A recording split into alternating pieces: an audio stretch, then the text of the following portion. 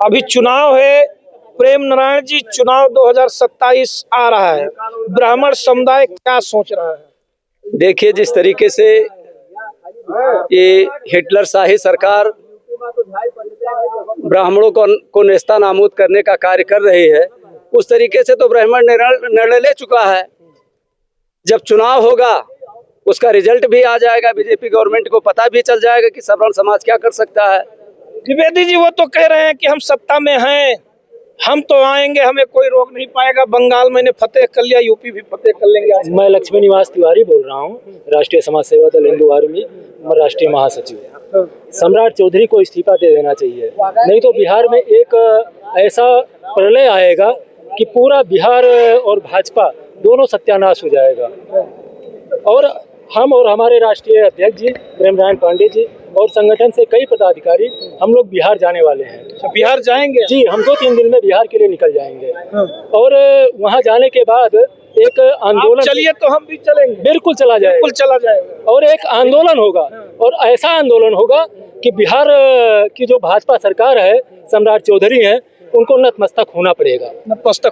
जी, जैसा कि पीके जी ने कहा है, वहाँ के प्रशांत किशोर जी ने कहा है कि अगर 15 दिन में न्याय नहीं मिलेगा तो एक बड़ा आंदोलन होगा, सम्राट चौधरी के घर और उनके ऑफिस दफ्तर को घेरा जाएगा। जी, हम 2-3 दिन बाद निकल रहे हैं और पूरे संगठन के लोग जा रहे हैं और वहाँ एक बहुत बड़ा आंदोलन किया जाएगा। आंदोलन तो वहाँ चल रहा है, आप लोगों को शामिल होना, महापंचायतें चल रही है। जी बिल्कुल। तो दर्शकों, जैसा कि देखिए, यही सब मुद्दों पर ब्राह्मण समुदाय यूपी में एक नया आशियाना तलाश रहा है।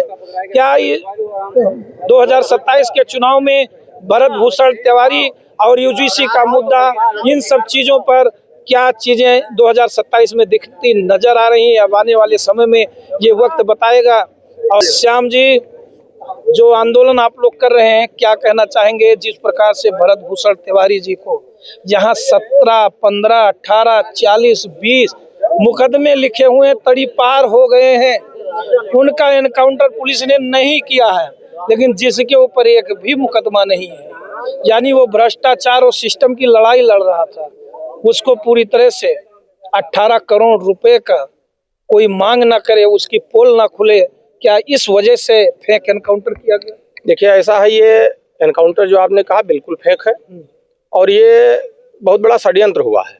और एक सामाजिक कार्यकर्ता, समाज की पीड़ा को उठाने वाला, जो सर्व समाज की पीड़ा को उठा रहा था व्यक्ति, कोई जातिगत रूप में वो व्यक्ति नहीं था कि सिर्फ एक जात की आवाज उठा रहा हो।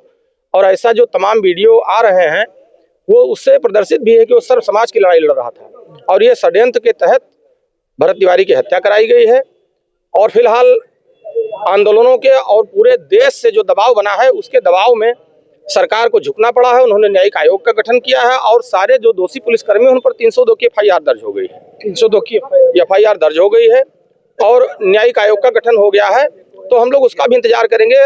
न्यायिक आयोग, जैसा कि लोग बता रहे हैं कि सरकार की है, बिल्कुल बिल्कुल। और सरकार की न्यायिक जांच तो आपको पता है कैसे आती है, आपको पता है। वो सरकार के अधीन तो सारी संस्थाएं हैं, सरकार जो चाहेगी वो होगा। अब ये सरकार के इशारे पर ही हुआ है। यदि सरकार चाहती, सरकार की मंशा ऐसी न होती, मुख्यमंत्री अगर उस हिसाब वो उसका व्यवहार ऐसा ना होता या उसका सह न होता या उस पुलिस वालों को अगर वो इतनी छूट न देता, तो किसी पुलिस वाले की हिम्मत नहीं कि बिना गृह विभाग के परमिशन के किसी व्यक्ति का इनकाउंटर किया जाए। श्याम जी, क्या किसी ने पता किया कि पिस्टल भरत भूषण तिवारी को किसने दिया? पिस्टल कहां से आया, किसके आया? पुलिस इसकी जो है जड़ पर जांच नहीं कर? नहीं भी, ये बात बिल्कुल जांच करनी चाहिए। पिस्टल लेना, देखिए, पिस्टल लेना भारतीय संविधान जो व्यवस्था है, अगर किसी के पास कट्टा मिल जाए, किसी के पास कोई अवैध असला मिल जाए, तो दफा 25 में उसका चालान होता है और कोई बहुत बड़ी बात नहीं है।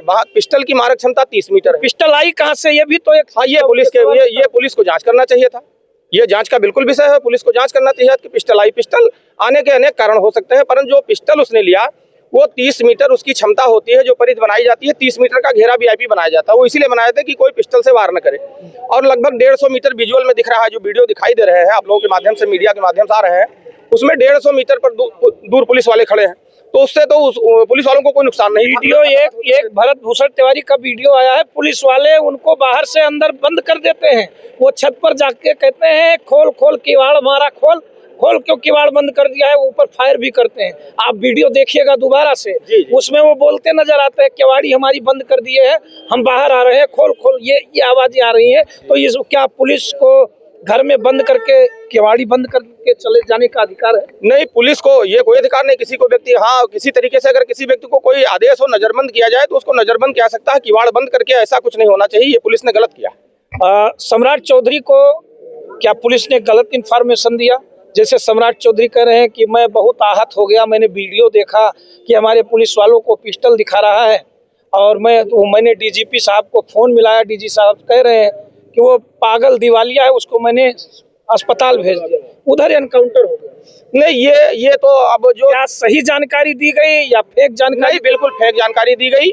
और जो ये पुलिस सम्राट चौधरी को समझ नहीं रही थी? नहीं, पुलिस सम्राट चौधरी ने जो पूर्व में बयान दिए हैं कि पुलिस को जो बढ़ावा दिया है, ये उसका परिणाम आया है। जो सम्राट चौधरी ने पुलिस को बढ़ावा दिया है उसका परिणाम आया है। वो उत्तर प्रदेश के योगी मॉडल को वहां लागू करना चाह रहे हैं, तो इसका ये परिणाम आया है। और अगर सम्राट चौधरी की मंशा न होती तो ये घटना होती ही ना। और ये जब जो व्यक्ति सरेंडर कर दे, आत्मसमर्पण कर दे, संविधान में कोई ऐसी व्यवस्था नहीं कि उसको गोली मारी जाए, उसको न्यायपालिका के सामने लाना चाहिए था जो विधिसम्मत होता। क्या सम्राट जी योगी की बराबरी के चक्कर में वहाँ जो है अलग प्रक्रिया? वो अगर ऐसी घटनाएं कहीं एक आध और हो गई तो उनको बिहार की कुर्सी छोड़नी पड़ेगी।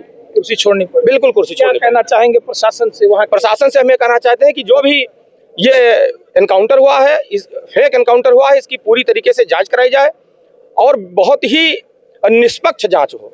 अच्छा, जो जवनिया गांव के लिए वो लड़ाई लड़ रहे थे, 18 करोड़ रुपए बाढ़ में, गंगा में बाढ़ में जो लोग विस्थापित हुए, उनका पूरी तरह से घर द्वार गायब हो गया, जिसकी लड़ाई भरत भूषण तिवारी लड़ रहे थे जी। क्या वो चीजें होनी चाहिए? भरत भूषण तिवारी को शहीद का दर्जा मिलना चाहिए? क्या भरत तिवारी के परिवार को 1 करोड़ रुपया मिलना चाहिए? भरत भूषण तिवारी के घर को सरकारी नौकरी मिलनी चाहिए? बिल्कुल मिलनी चाहिए। शहीद का दर्जा सरकार भले न दे, लेकिन समाज ने तो उसको शहीद का दर्जा माना है। हम लोग, आप लोग, सभी लोग देख रहे हैं कि उसको हम सामान्य व्यक्ति ही मानेंगे जो सामाजिक लड़ाई लड़ रहा था। आज कितनी संख्या में, हजारों लाखों की संख्या में पूरे देश के लोग वहां आ रहे हैं और गांव का उसका बच्चा महिलाएं तक छाती पीट पीट कर रो रही हैं उसके लिए। तो वो तो समाज तो उसको शहीद का दर्जा मान ही रहा है। और इसको देखते हुए सरकार को भी, अगर इतनी बड़ी सामाजिक उसकी छवि है, तो सरकार को शहीद का दर्जा देना चाहिए, उसके परिवार को भरपूर मुआवजा देना चाहिए और किसी न किसी व्यक्ति को उसके अगर घर में हो तो सरकारी नौकरी देनी चाहिए, उसका संरक्षण देना चाहिए। तो दर्शकों, श्याम जी हैं और इन लोगों से काफी तमाम सर्व समाज के लोग हैं। तो जैसा कि पूरे सर्व समाज के लोगों ने भरत भूषण तिवारी को श्रद्धांजलि अर्पित किया है और इन लोगों का मांग है, इन लोगों का कहना है कि 2-3 दिन बाद हम लोग भी वहां जाएंगे, भरपूर श्रद्धांजलि देंगे। और बिहार पुलिस ने जिस प्रकार से कार्य किया है ये पूरी तरह से घोर निंदनीय है। और इस प्रकार से जितने भी पुलिस वालों को बचाने का प्रयास सम्राट चौधरी ने किया, आखिर उन पर हत्या का मामला भी दर्ज हुआ, FIR भी दर्ज हुआ और न्यायिक जांच भी बिठाना पड़ा। अब आने जैसे जैसे दबाव बढ़ रहे हैं, क्योंकि सारी चीज़ें निकल कर आ रही हैं, सही तथ्य निकल कर आ रहे हैं, तो इन चीज़ों पर मैं पूछना चाहता हूँ श्याम जी, एक सवाल और मैं आपसे लूँगा कि आज वो लोग कहाँ हैं जो कभी दलितों की हत्या हो जाती थी चिल्लाना शुरू कर देते थे और तमाम एनकाउंटर होते थे, झूठे एनकाउंटर नहीं सही एनकाउंटर होते थे, चिल्लाना शुरू कर देते? कुछ लोग राजनीति खेल रहे हैं। तो क्या भरत भूषण तिवारी का, वहाँ आपने भी देखा कि भरत भूषण तिवारी उस गांव का एक अकेला ब्राह्मण था, वहाँ ओबीसी अति पिछड़े और दलित तमाम लोग थे। क्या भरत भूषण तिवारी अगर इस प्रकार से देखता तो जो लोग चिल्लाने वाले हैं आज वो कहाँ हैं, वो कहाँ गायब है? मैं ये आपसे जानना। देखिए, जो व्यक्ति इनकाउंटर पे चिल्लाते हैं, जातिगत रूप में जो चिल्लाना शुरू करते हैं, चाहे जो भी राजनीतिक दल हो, देखिए वो अपने नफा नुकसान के हिसाब से बोलते हैं। उनको व्यक्ति का सही या गलत ये पीछे छोड़ करके चलते हैं। जो उनकी राजनीतिक महत्वाकांक्षा है उसमें कितना फिट बैठता है वो जाति या वो व्यक्ति, उस हिसाब से बयानबाजी करते हैं।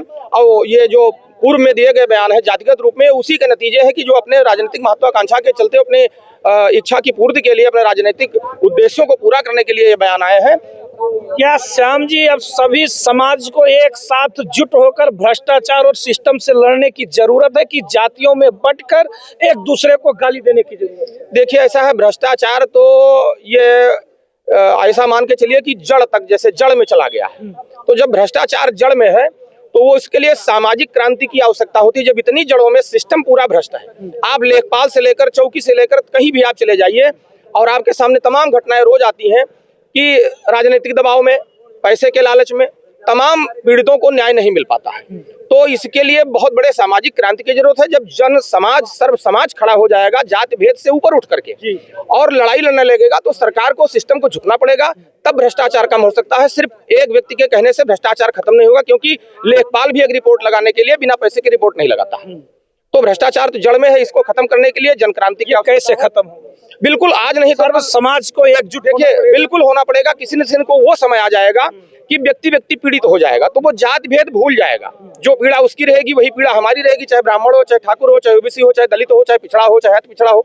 जब सबकी पीड़ा एक हो जाएगी, सभी उसी पीड़ा से पीड़ित होंगे, तो स्वाभाविक सी बात है कि सबको इकट्ठा होकर इस भ्रष्ट सिस्टम के सामने लड़ना ही पड़ेगा, बिल्कुल लड़ना पड़ेगा। तो वो आग क्या भरत तिवारी ने लगा? हाँ, भरत तिवारी ने बोया है, जो बिहार में दिख रहा है, भरत तिवारी ने बिल्कुल बो दिया। धीरे धीरे पूरे उसने, उस व्यक्ति ने अपना बलिदान दे करके हम लोगों को आईना दिखाया है कि भ्रष्ट समाज के लिए तमाम ऐसे योद्धाओं को कुर्बानी देनी पड़ेगी, और देश को आजाद कराने के लिए देखिए कितनी कुर्बानी देनी पड़ी।